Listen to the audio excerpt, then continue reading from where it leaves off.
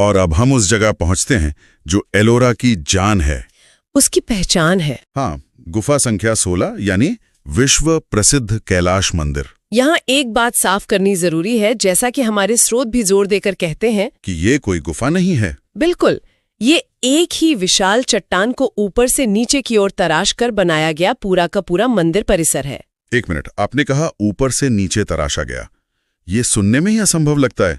मतलब उन्होंने नींव नहीं खोदी? नहीं, उन्होंने पहाड़ की चोटी से काटना शुरू किया और नीचे की ओर आते गए। मेरा तो सोचकर ही दिमाग घूम जाता है। क्या हमारे स्रोत बताते हैं कि उन्होंने ये किया कैसे होगा? यही तो इसे इंजीनियरिंग का अजूबा बनाता है। इसे कटआउट वास्तुकला कहते हैं, जो कट इन यानी सामान्य गुफा खोदने से कहीं ज्यादा मुश्किल है। जाहिर है। सोचिए, एक भी बड़ी चूक हुई तो पूरा ढांचा बर्बाद हो सकता था और उसे सुधारने का कोई तरीका नहीं था। और कितना पत्थर निकाला होगा उन्होंने? अनुमान है कि इसे बनाने में लगभग 2 लाख टन पत्थर को हटाया गया होगा।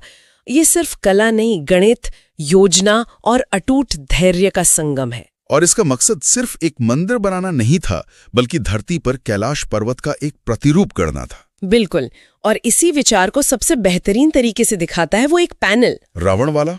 हाँ, रावण द्वारा कैलाश पर्वत उठाने का दृश्य। उसे देखकर तो सच में लगता है मानो पत्थर में जान डाल दी गई हो।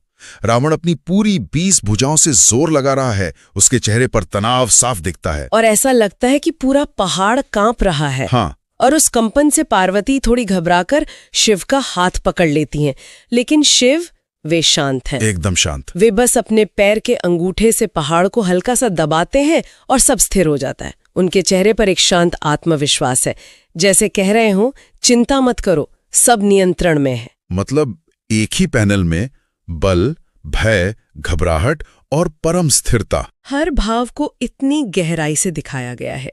ये भारतीय मूर्तिकला का शिखर है।